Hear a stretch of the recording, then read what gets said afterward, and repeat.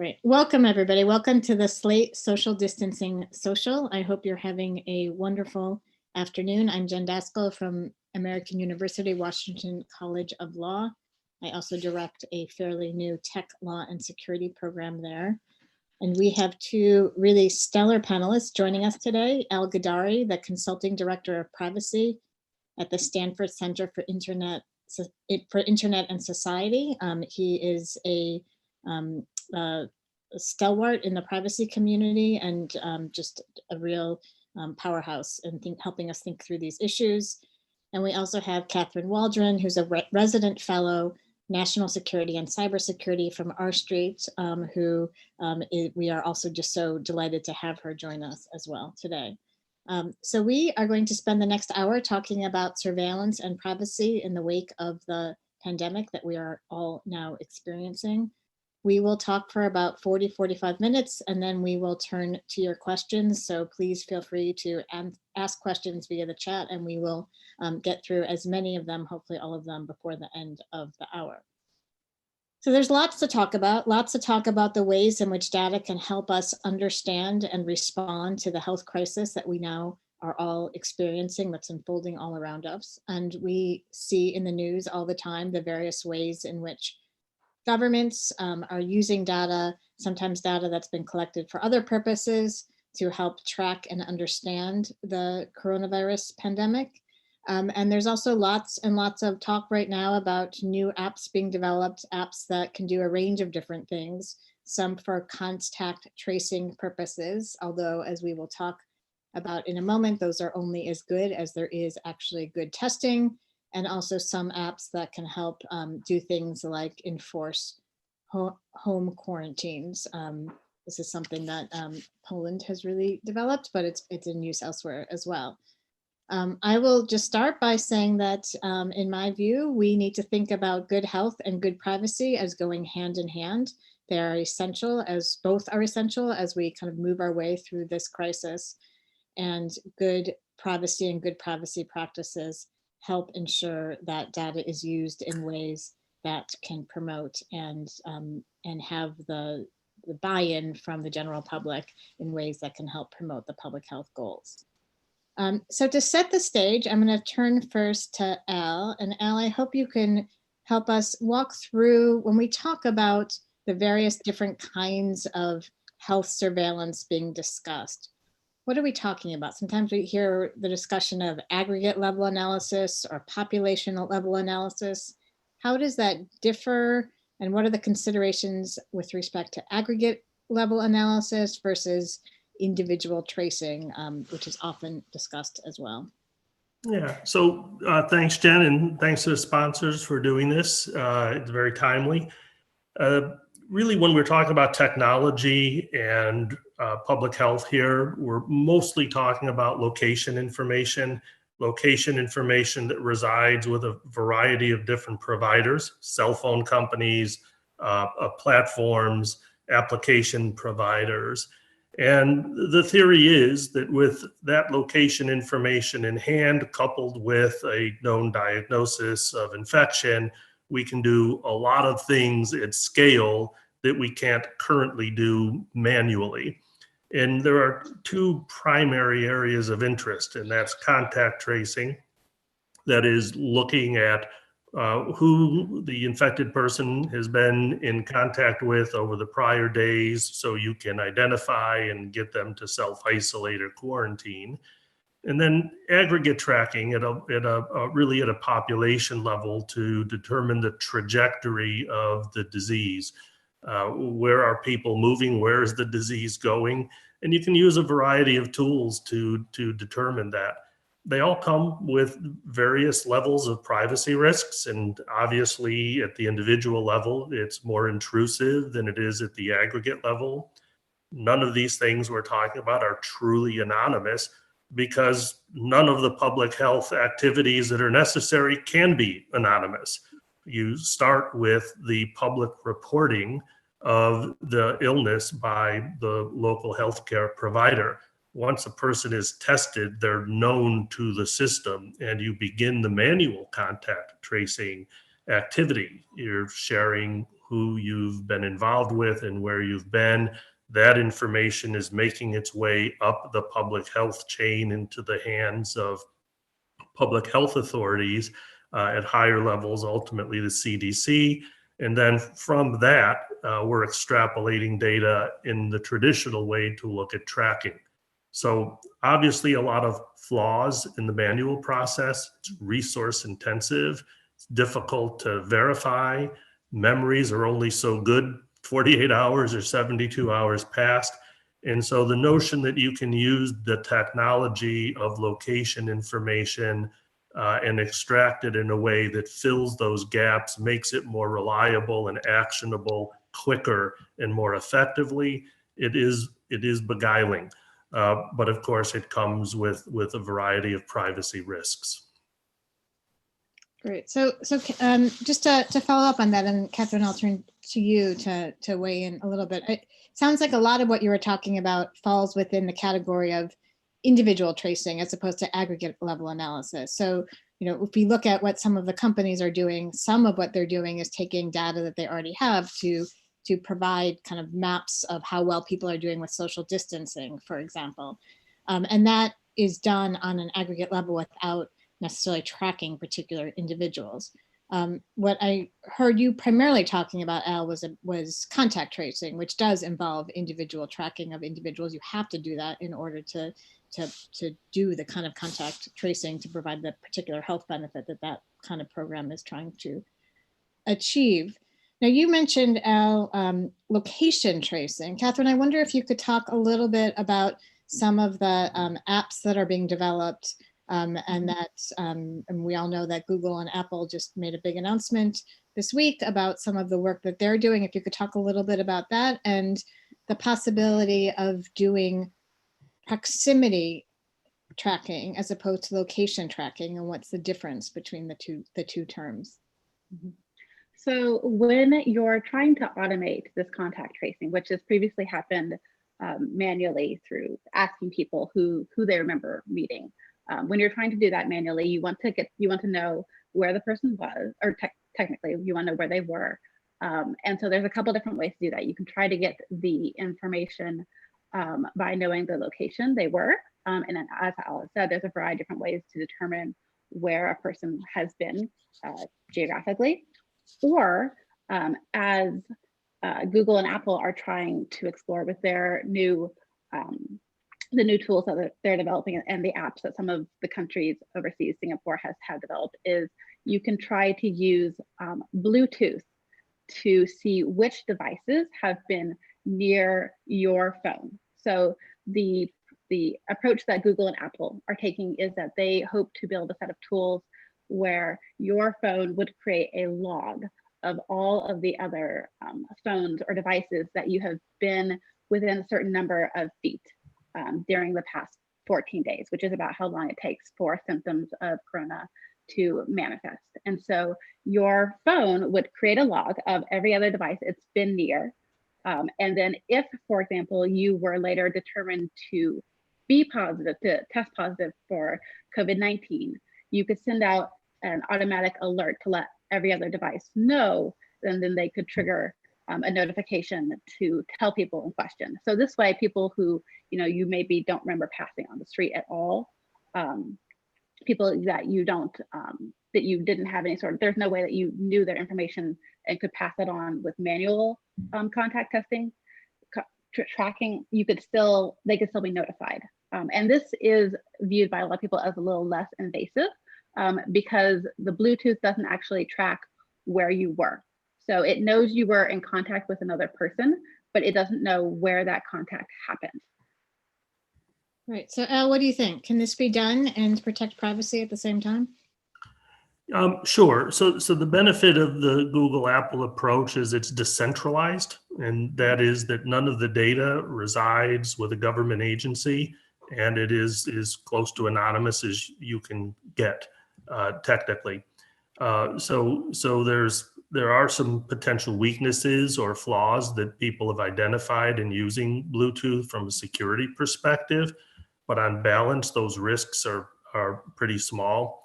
One I've heard said repeatedly is there's a false positive risk of doing that, you might see your neighbor through a wall 6 feet away and you've never come in contact, and that's considered a false positive. But knowing your neighbor has it in your apartment house, for example, is actually a good thing, not a bad thing. So, there are some potential security issues, but by and large, the decentralized approach is about the most privacy protective approach you can take. To juxtapose that against what others have opposed or proposed, Singapore, for example, is a centralized approach. So that information from your Bluetooth device is held by a governmental agency.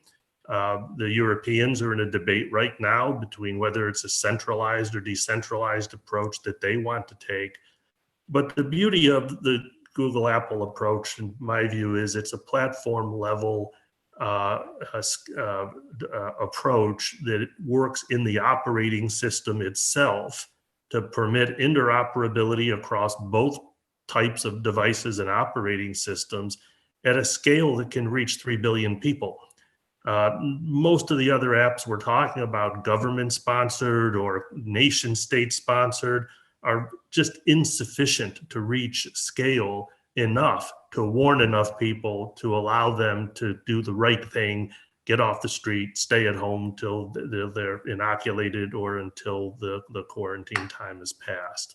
So I think it's about the best you can achieve using any of the location technologies while protecting privacy. And there are a couple of apps and approaches out there, because remember, ultimately, the Google Apple approach is to create an operating system level, a platform level.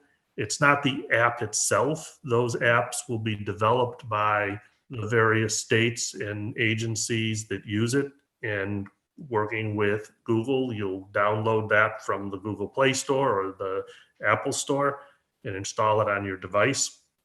And so, you're going to get, if you're infected, a token. You're going to get an indicator from the state in the app that says so as a result of your testing. And that's how we're going to broadcast. So there is still some concern that your individual status is known to the state, but as I said at the outset, it is already known to the state because you've been tested. So I think on balance, the privacy concerns are well outweighed by the benefit of this proximity testing and approach.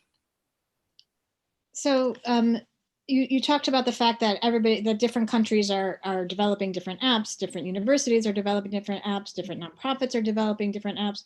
How does that, if everybody has downloaded a different app, how does that work on the Google Apple system? Will they be interoperable so that, or does everybody have to have the same app in order to actually get the relevant information passed on? Yeah, well, it won't work on the Google Apple system, and that's the intention. The intention is that those state authorities, the public health organizations, have the particular application for that purpose, and then users will download the state-sponsored app for that. It's not intended, at least as I understand it today, it's not intended that an employer would be able to download it and use it with their employees, or that any group of organizations would be able to deploy it. You have to sign, you will be required to sign an agreement, just like any other app developer would have to sign. It'll be restrictive. It's not going to allow this application to pull other sources of location data out of your device. So the intention is very limited and short term. And the benefit is, again, separately, that Google will remove this app when public health declares the emergency over. So the operating system level hooks will be removed at the end of the crisis. So again, the states, those public health organizations will be required to sign up for the access, and then the app they push to users at the end of the day It'll be what you'll need to sign up for as an individual to share it. And it is an opt-in approach. If you choose not to do it, you're not at this point able to be required to do it. What happens when, just back to you for one more question on this, what happens when people cross borders? So less of an issue in the United States, but think about Europe where people are moving, eventually people will be moving back and forth with regularity. Will the contact tracing work across borders, or do individuals who cross borders have to download the relevant country app for each country? So it's a great question. I don't know the answer to whether you will need multiple apps for each state in each country you're in. I don't believe that's been resolved, and obviously I'm not a spokesman for Google here either. But my understanding is the interoperability benefit of it is it doesn't matter what country you go to. The operating system access exists.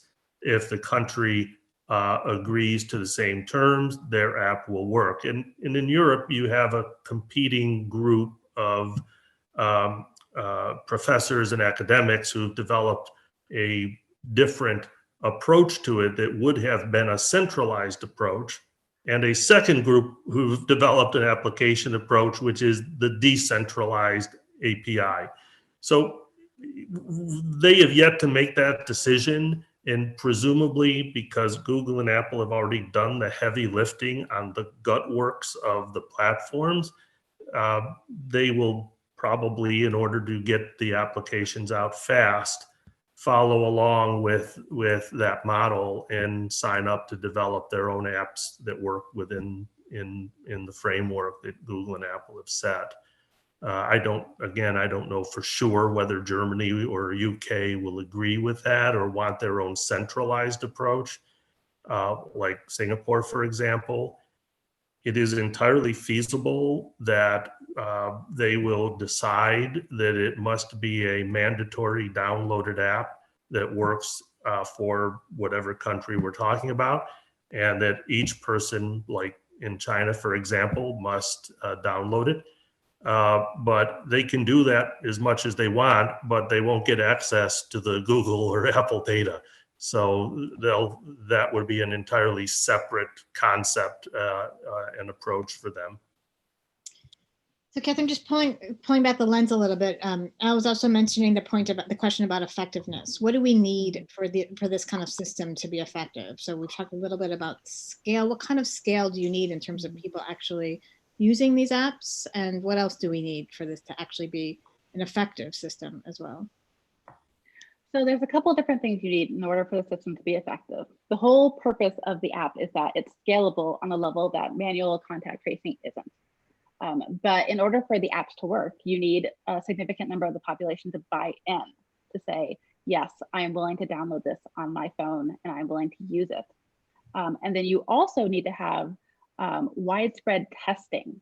So the way the apps are currently being designed is that you can't, as an individual, say, oh, I have COVID-19, because what you don't want is someone going in and creating like mass panic or hysteria and requiring people to quarantine when in fact that person doesn't have COVID-19. And so the way they're being designed as of right now is that you would need an official health official who has like tested and received the results to say, yes, this person has COVID-19. And then you could send out the notification to alert everyone else, oh, hey, you've been in the proximity with someone who has tested positive. And so if we don't have widespread testing, then it really doesn't matter how many people have used the app, because there could be people who, you know, they have been in proximity, they have the app, they have COVID-19, but they can't get their test results back fast enough. And so then all those people that they've been in touch with, they can't be alerted. The other difficulty is, of course, getting people to download the app. While the Apple Google approach has a lot of built-in privacy features, nonetheless, the idea of having an app on your phone that's tracking the people you interact with, I think that will raise alarms for a lot of just everyday Americans. And if you don't have a certain percentage of people to buy in, then it doesn't really matter. Even if people have the app on their phone, like maybe they don't take their phone out with them every day. And so if that phone is not out there gathering the data, it's not really useful. And they had this problem in Singapore, actually, where they had the app and not a high enough percentage of the population was really buying in. You really need a significant percentage of the population. So between the testing and the user buy-in, while the API set of tools is really, I think, quite useful, in theory, we're going to have to see if it's actually effective in practice. So that takes me back to you. So, and you mentioned this already, the possibility of governments mandating the downloading of the app or mandating this app. Is that something that could be done in the United States, and should it be done? I think that's just like the $60 million question. The first part is. The second part is no, it should not be done. But a lot of people think it should. I mean, in all honesty, I think, when you have a pandemic of scale that threatens the lives of millions of people, you can understand the desire to have something like this mandated and effective. But all you have to do is turn your phone off and it doesn't work. Yeah. So I think mandating it would be revolutionary in the sense that people just would not stand for it. And it's a red line, I think, for a lot of people. I don't think the government necessarily has the power to do it either. And if you look by analogy, this reminds me a lot of the Apple San Bernardino encryption problem on their phone, mandating companies to change their platforms, to change their technology, to do things that aid the government. And it's great when you use the word public health as opposed to terrorism, but they are of the same ilk. So I think it's a really tough thing to do. And I'll just say one third thing, and just sort of building on what Kathryn said. I think the effectiveness, to the extent it is more successful, the less we have to worry about the government stepping in. And so the fears that come from using an app like this, can be blown out of proportion for the real risks, and the benefits get overlooked while we worry too much. We are never going to reach 100% on app download, but the truth is we also are not going to reach 100% of testing. It's impossible. The number of tests we would need each day for the next year till we have a vaccine cannot be built, cannot be processed, and cannot be distributed. It's just impossible. So some balance in between uptake on the app and more availability of testing is the only interim measure short of everybody stay in their house that we have. And success in efficacy may not be at 60% of the app as opposed to 20%. But for 20%, that's still better than zero. And it will not be a uniform across the country rollout either. In many places, in communities, you may have 80%, and in others, you may have none. It's kind of like voting patterns. Some people show up and some don't. So I think that we focus a lot on the risks and the negative. And if the conversation can change to more of the positives, that will be better for the long run. And I think people will be more comfortable with it if we don't cross those red lines that go to mandatory downloads. And I know we'll talk also about mandatory quarantines and individual tracking, because those risks are also real and need to be considered in the decisions. So I want to turn away from the apps for a moment and talk a little bit about the CDC. So the CDC and the stimulus package got millions of dollars to do what is called pandemic surveillance. Kathryn, what do we know about what the CDC is doing with that money, what it plans to do? What kind of, is it gathering new data? What is it? What are the plans? What do we know? So the plans are still being determined to some extent. They received the money. Most of the funding the CDC has goes towards working. They partner with states and with local health facilities. So there will be continued work in that area. One thing I do know that they're planning on working on is improving electronic health reporting. So the CDC has actually a program where different hospitals can report on cases electronically, as opposed to like filling out paperwork, sending a PDF to an email. But the program up until now has not been used widely. It's really only been used in a few counties, and it hasn't necessarily been used on corona cases.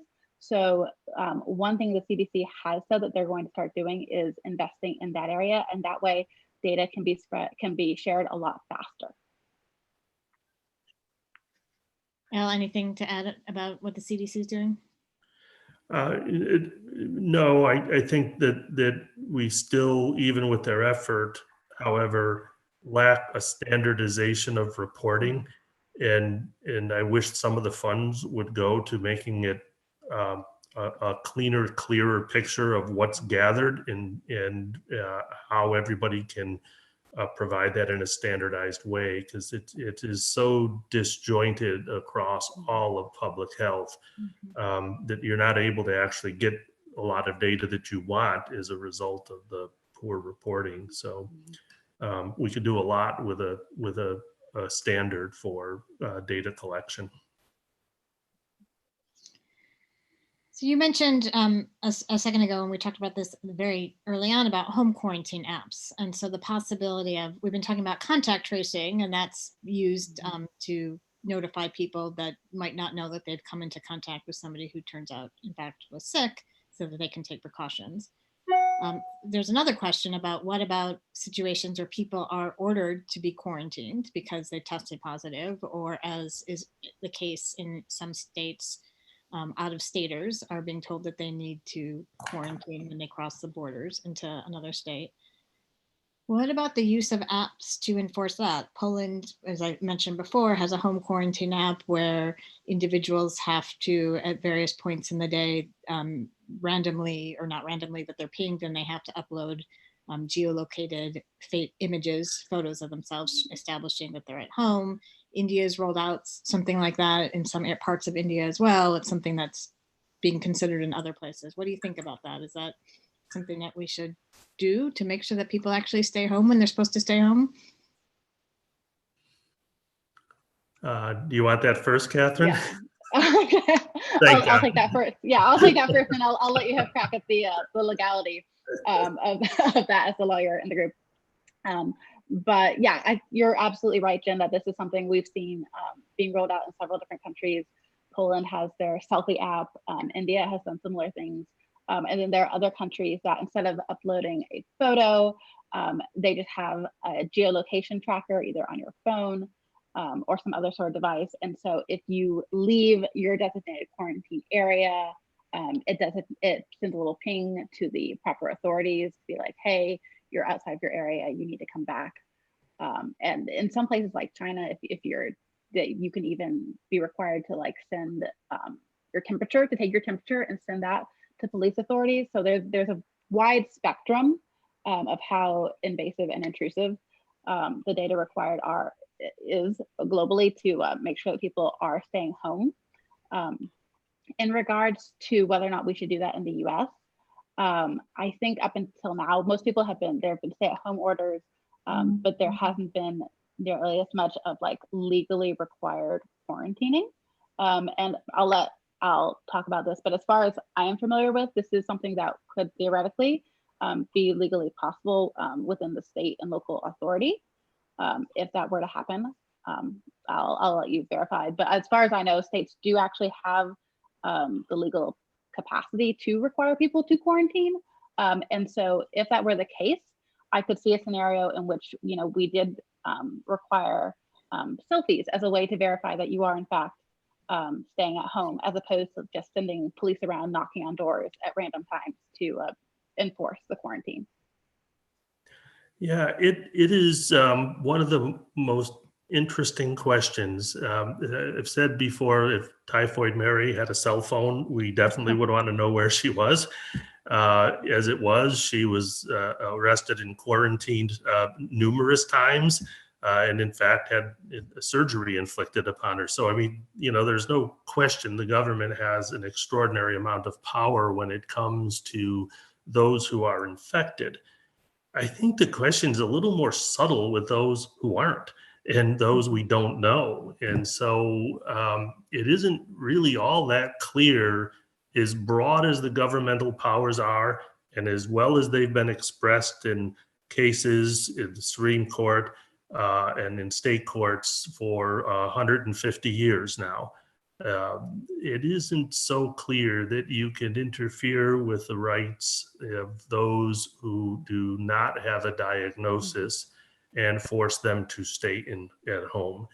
I do think the powers are broad. So yes, and so then the question becomes, would you rather have a technical means of ensuring those who are subject to quarantine remain at home while everyone else has some freedom because they aren't subject to that? Or would you rather everyone stay at home?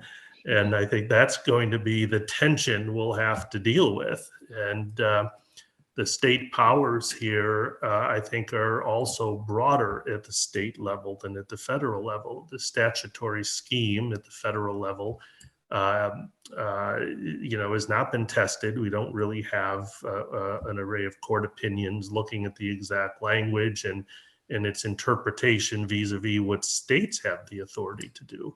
So I think we may end up with this interesting tension between how various states approach it. And as we know, we are pretty well split in the philosophical views. Is some states refuse to close their beaches during spring break, but quickly close their highways to prevent people driving from New York into the state. So I think it'll be a really interesting question as we go along. And there just isn't a definitive answer, but fear the power because it is great. So let's just talk about the Fourth Amendment for a second here, if we can.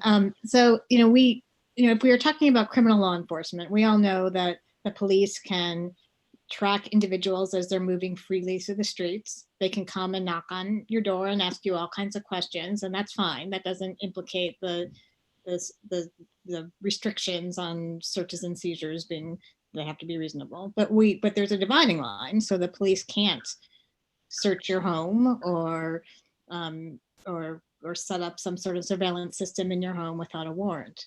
Is there a Fourth Amendment problem here if we start thinking about government monitoring via geolocation data, whether it's a selfie or just constant monitoring of people's movements in their own homes? I think there's no question there's a Fourth Amendment argument here against it.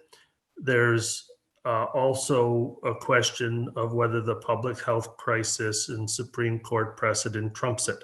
No pun intended. I think it's unclear whether or not the very, very broad language in the trilogy of cases, starting with Gibbons coming forward, actually stands for the proposition that some of those constitutional safeguards fall aside in a public health crisis, like a pandemic.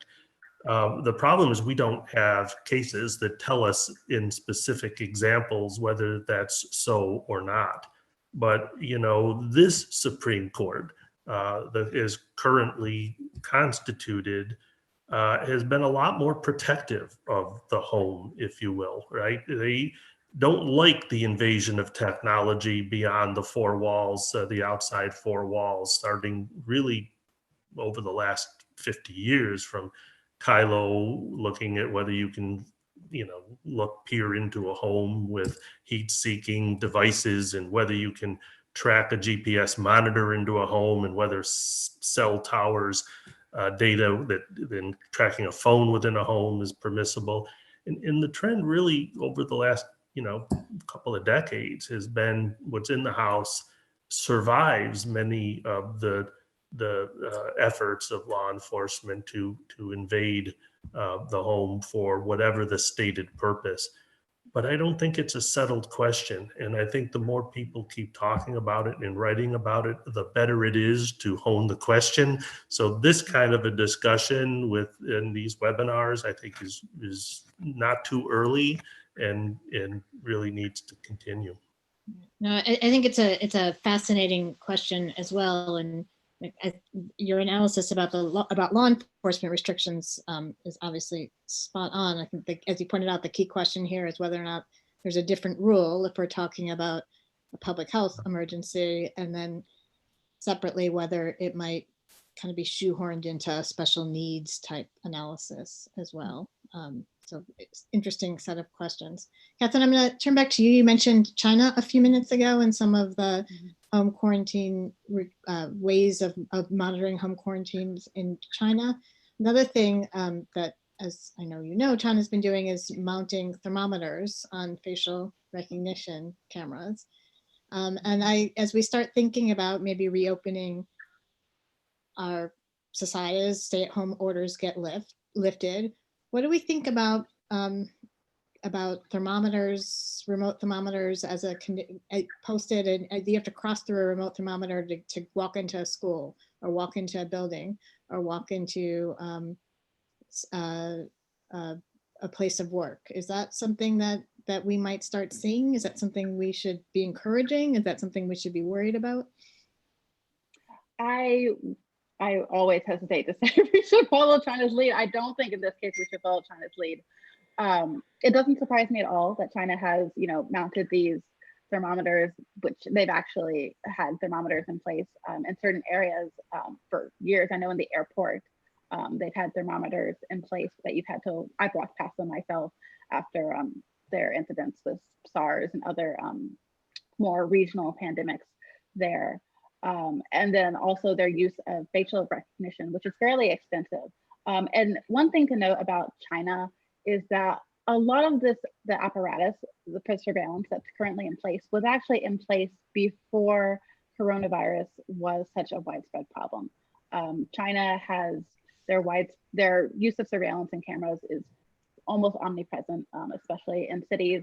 And so a lot of the infrastructure that they're using now to combat coronavirus was actually already in place. And so we're just seeing them really further use coronavirus as an excuse to further expand their surveillance apparatus.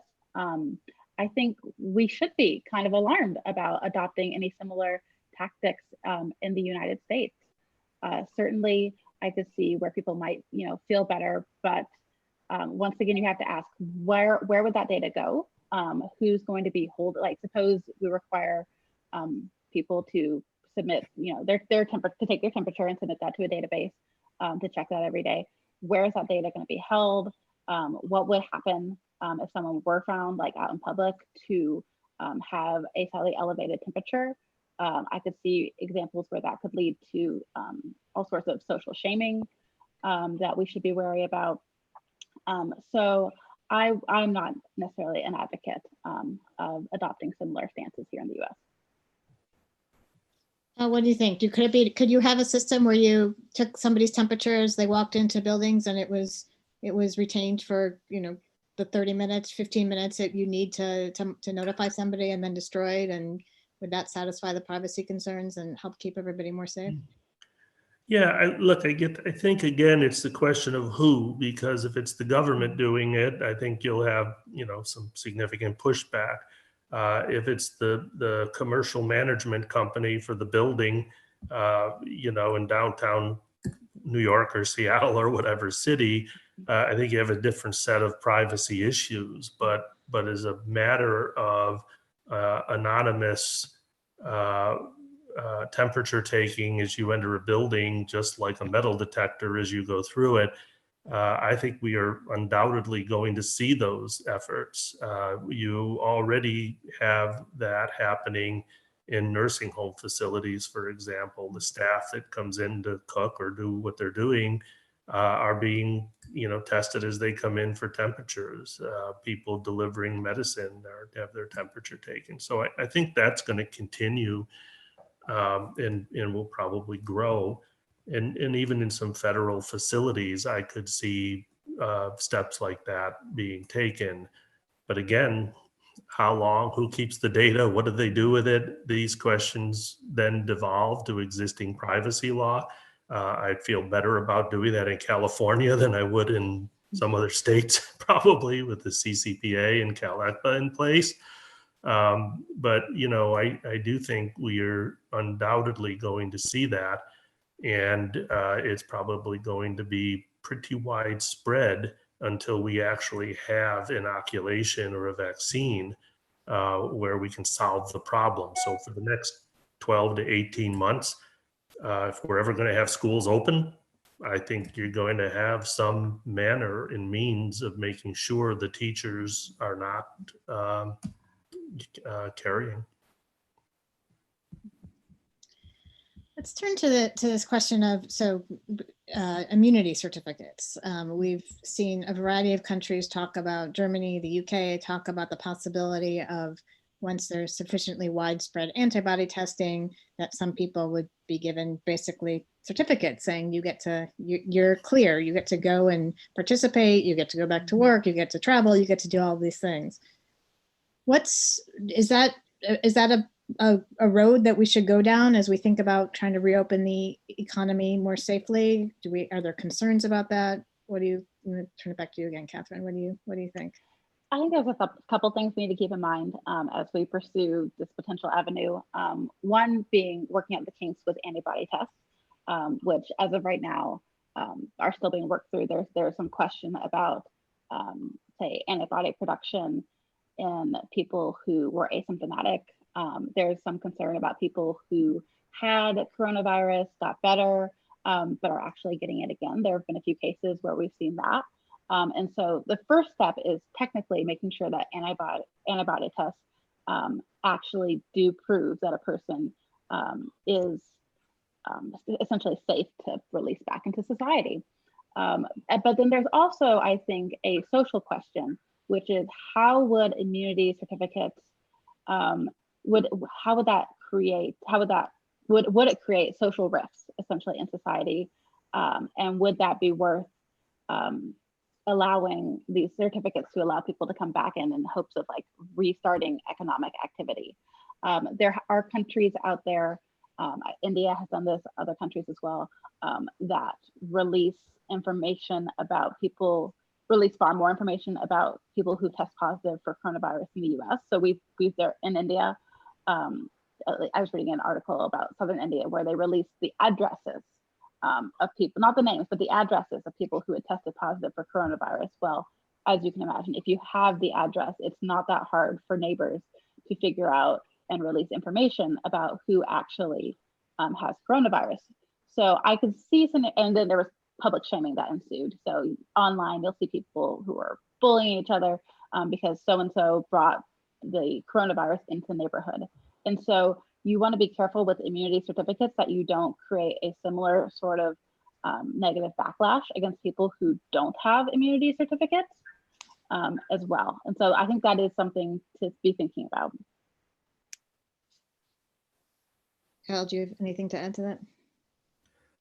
In the 1906 polio epidemic in New York City and Brooklyn, the health authorities nailed signs to the door outside, polio infected person inside, do not enter.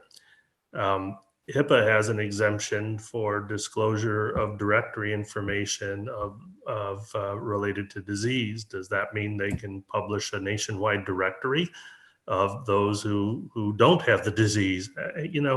I think it really is going to be a tough question, and the application of those certificates will be even more problematic. If it's only used, for example, and issued to a teacher, and the school district knows that, and the teacher can go as a result, much less problematic.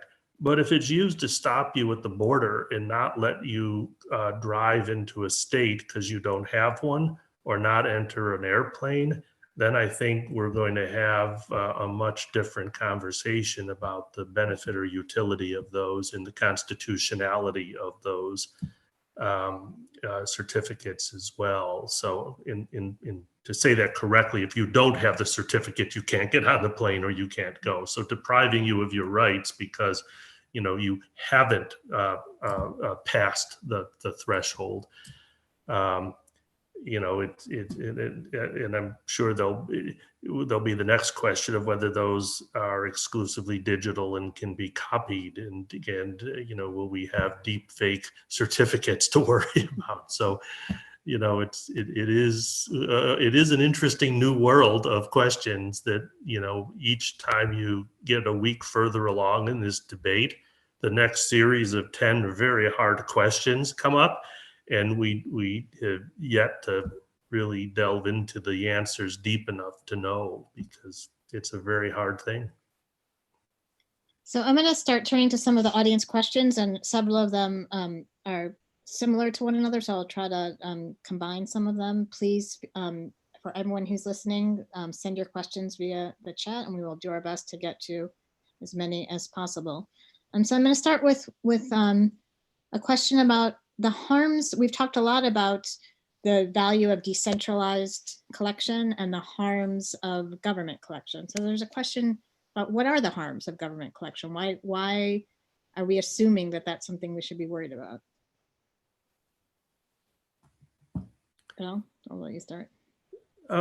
So I think we have a history, in particularly after 9/11, where people found that reaction to the threat in the heat of the moment created systems that people viewed as very intrusive to privacy, that led to some individuals being wiretapped that shouldn't have been, some individuals suffering embarrassment or other deprivations as a result.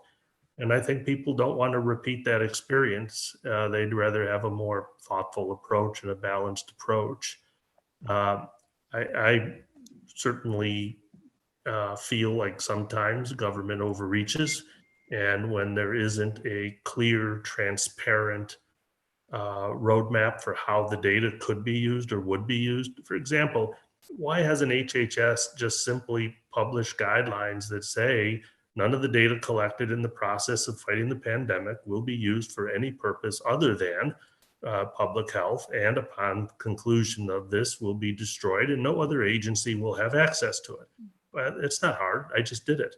Why isn't that the rule? Then you'll have trust. And with trust, you won't have these questions about, did the NSA dip into that data for some reason we don't really know or understand? What about the map of your movements over the past 72 hours or prospectively over the next 32 days? What other agencies had access to it? So I think those are the harms we're trying to avoid, and they're easily avoidable because there really isn't any purpose for any other government agency to have access to this data. I agree with Alan. I would just add, in addition to the concerns about which government agency has access to the data, anytime that you have like a large quantity of like a database along this scale, you also need to be concerned about what is the cybersecurity around this database, not only who could legally view it, but what sort of malicious actors might be out there trying to access the data illegally, and how much do you trust the government to implement the proper cybersecurity protocols? It raises an interesting question as well, though, about whether or not we trust the app developers. So the cybersecurity issues clearly are an issue when we create massive databases and we create new systems of collection wherever they're held. So do you have any concerns about that, Kathryn, as well, with respect to the private sector and information that they are collecting, or even information that's collected then held in a decentralized way on our phones? Does that solve some of the cybersecurity problems, or do they still exist? I think the decentralization, to answer the last part of that question first, the decentralization of the data does help prevent some of the concerns in regards to cybersecurity and other issues. In regards to whether or not I have the same reservations towards private companies hosting large amounts of my data that I do towards the government, the answer is both yes and no. Yes, absolutely. I think in the same way that, like, if that data is being held by a private company, hackers and other malicious actors have the same incentives to try to get in and access that data. I do, however, think that, if for some reason there is a breach or if there is misuse of that data by a private company, there are more legal and market recourses for punishment and incentives to prevent them from doing so. That doesn't mean that companies don't have the incentive or can't hide it in some way. I think there's been a lot of debate about how much we should trust large companies like Facebook with data in the past couple of years. And that debate has by no means been solved. So the concerns are still there. But I do think that there are recourses that aren't necessarily there with the government when it comes to being like, oh no, you did something we don't like. Let's find a way to either legally punish you or to withdraw market support, to have customers say, you know what, I'm not comfortable with that. I'm going to stop using your products, which you can't opt out to a different company when it comes to the government. I'll let you weigh in here. And you previously mentioned the CCPA. I'm wondering if there's lessons from the CCPA that apply to this as well. And if there's anything that this conversation tells us about the need for stronger federal privacy legislation as well. Yeah, well, look, I think, just to follow up with Kathryn's point, the government has sovereign immunity. Google and Apple don't. So they can be sued. They're under, at least Google has an FTC consent decree. There's supervision.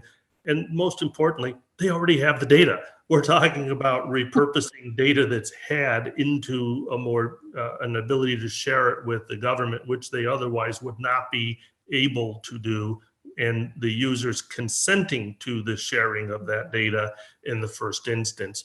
So I think that's a really important distinction. And if you trust enough that they have the data to begin with, it's not inconceivable that having them handle it for this purpose, you should trust as well. I think that the CCPA and CalECPA historically have moved the ball greatly forward for privacy protection and the use of data, and really sets the path for a more national discussion on it. Unfortunately, I am not an optimist on ever getting there. But between GDPR and CCPA, I think all of the providers, platforms, telcos that have looked at this pandemic issue have approached it through that prism to begin with, and asking the questions of, can I share it? Would it be limited in purpose if I did? And then could I be sure that happens? Will users have choice? Will it be transparent? And so I think it's set a model that is normative now, even if it isn't a national requirement now. So we owe something to that outcome, and the companies that have all built their processes to meet CCPA are applying them here when it comes to thinking through how do they do something like the pandemic response and proposals that they've had to deal with. So I want to stay on the question of decentralization. There were some audience questions about this as well, and going back to that conversation, when we talk about decentralization, just unpacking a little bit more about what we mean by that. So when the system is decentralized, and the government obviously has the health information, and our phones keep the proximity location information, there has to be some sharing between the two. How does that work, and who gets access to that data as the data is shared? Or is it truly that private sector doesn't get the health information and the public sector truly doesn't get the proximity or location information? Yeah, that's exactly right. The information resides on the device, and so who you come in contact with and the alerts that are generated from it are all off of a centralized approach to that. So there's no server sending out those alerts. It's the device triggering the other device for that warning. And the companies don't see that because it's on your device, and the government doesn't see that because that's not visible to them. But the one-to-one relationship between the infected user and the government that led to the denomination of that user, the triggering of the Bluetooth signaling as an infected person is known to the government, but they are known in any event. So it's not new data. It's new data that is actionable in a system that the government can't then see the results of. There are those who argue there are things you can search very quickly and read about this in terms of whether it should be mandated so the government knows who was in proximity and then can take those steps mandatorily to do it. I think the consensus is that's not a system that people want. And so the decentralized approach leaves it in the hands of the individual to do the right thing rather than in the hands of the government to compel an outcome that may not be right in your individual case in any event. So I think that's the point. Great. So there's some wonderful questions that we unfortunately have not had a chance to get to, but I do want to give both Kathryn and Al you a chance to provide any last minute thoughts, particularly about broad principles that we should be thinking about as we're kind of struggling with, and we will continue to struggle with these really critical and yet incredibly difficult issues. Kathryn, I'll let you start. Yeah. So first off, I would just like to reiterate once again saying thank you to you, Jen, and you, Al, and also the people at New America for hosting this. In regards to like broad principles, I think people should keep in mind going forward. I think when it comes to thinking about potential tools to use in the fight against coronavirus, we need to pay a lot of attention to the technical design behind a lot of these tools. And so always keep in mind, what is the data being collected? Who's going to hold the data? How long will the data be held? And what type of data? Is this metadata? Is this data about my individual life? And so without asking those questions, it's really hard to actually compare and contrast all these different types of surveillance apparatus and apps that are actually being designed. And so while it might seem to everybody like, oh, every government is doing the same type of surveillance when it comes to coronavirus, there's actually a lot of nuance to be delved into and debated. And so always keeping those questions in mind and always going back to the most basic, like what is the data, where is it going to be held, how long, who can see it, really helps you begin to parse out which solutions you agree with. I'll let you have the last word. Oh, I love that. Look, I think trust and transparency are critical for the system to work. People need to understand there's no long tail to the data in the hand of the government. If you just don't know where your data is going to end up afterwards, you're just not going to share it, and none of these systems will be very effective. So transparency is key. Second, I think you have to listen to the public health people, the epidemiologists, those who need data, so that you know what data they need instead of throwing a bucket full of data at them and just drowning them in useless information. So be really mindful of the efficacy of what's proposed and does it work. And even if we're just trying it to determine if it works, measure it at the end of the day, and don't do it just for the sake of doing something. It's much more important to do the right thing. And lastly, I would say that at the end of the day, privacy is going to be just as important coming out of this as it was going in it. And there's a lot of lessons to learn from what's happened over the last few days and few weeks, and we should learn those lessons. There are many flaws in the HIPAA rules in terms of who gets access to what data and how in an emergency. And there are many flaws in the lack of knowledge about where that data ends up and what remedies users have at the end of the day. So that's another discussion for another time. But I hope we don't lose sight as we go along of these risks. And I hope people keep raising the risks and challenging the accepted authority on both the technology and the law, so we end up with a robust debate before we step off the cliff together. Well, I can't think of a better way to end. Thank you so much, Kathryn. Thank you so much, Al. Thank you, Slate. Thank you, New America, for putting on this great podcast. Thank you all. Thank you. Stay safe.